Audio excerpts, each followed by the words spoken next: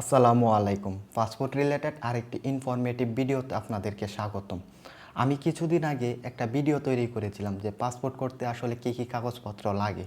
So আপনারা অনেকে সেটার ভিডিওর নিচে কমেন্টস করতেছেন যে ভাইয়া আমি তো ক্লিয়ারলিভাবে বুঝতেছি না, আপনার ভিডিওটা মনে হয় একটু নর্মাল টাইপের হয়েছে বা আমার একটু সময়ের শর্ট ছিল, তাই আমি শর্টকাটভাবে বুঝিয়ে দিয়েছি।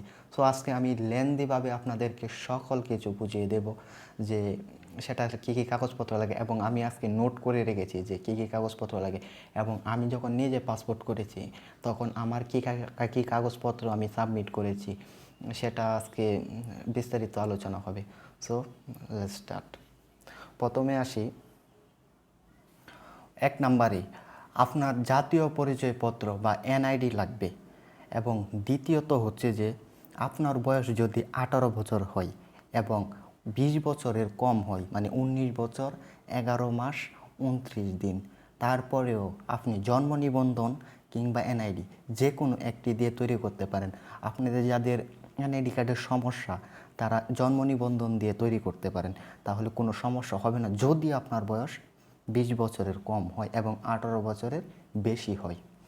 3 নাম্বার হচ্ছে যে আপনার বয়স যদি 18 বছরের নিচে হয় এবং আপনার এনআইডি কার্ড হয়নি এখনও, তাহলে আপনি জন্ম নিবন্ধন দিয়ে তৈরি করতে পারবেন, কিন্তু এখানে আপনার বাবা মার এনআইডি কার্ড অবশ্যই সাবমিট করতে হবে।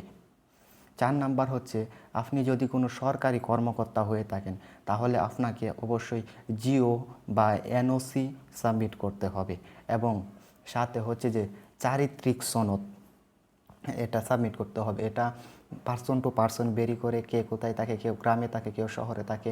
যদি কেউ গ্রামে থাকে তাহলে ইউনিয়ন থেকে চেয়ারম্যান সার্টিফিকেট যেটা বলে, বা পৌরসভার ভিতরে থাকলে কাউন্সিলরের কাছ থেকে নিতে পারবেন।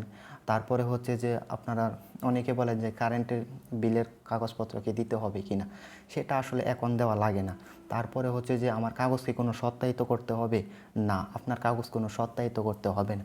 আমার কি আগে থেকে কোনো ছবি তুলে নিতে হবে না, আপনার আগে থেকে কোনো ছবি তুলে নিতে হবে না।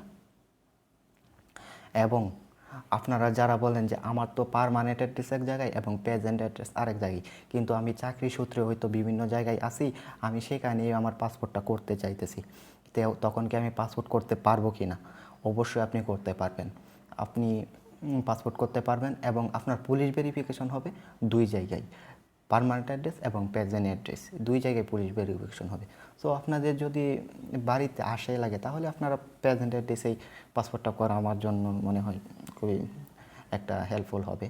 সো এই ছিল আজকের ভিডিও। যদি ভিডিওটি বুঝে থাকেন তাহলে অবশ্যই কমেন্ট সেকশনে বলে যাবেন যে ভিডিওটি বুঝেছি, এবং পরবর্তীতে আপনাদের কি কি মানে বিষয়ে ভিডিও লাগবে তো আমাকে কমেন্ট সেকশনে জানাতে পারেন, এবং আমার হোয়াটসঅ্যাপ নাম্বার থাকবে, সেই হোয়াটসঅ্যাপ নাম্বারেও আপনারা নক করে বলতে পারেন যে ভাইয়া এই বিষয়ে একটা ভিডিও তৈরি করেন, তাহলে আমি অবশ্যই আপনাদেরকে ভিডিও তৈরি করে দেওয়ার চেষ্টা করব।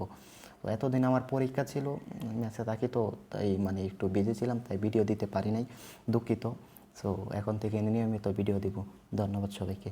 আসসালামু আলাইকুম। হয়তো আবার দেখা হবে অন্য কোনো দিন অন্য কোনো ভিডিওতে। ততক্ষণ ভালো থাকুন, সুস্থ থাকুন। আল্লাহ হাফেজ।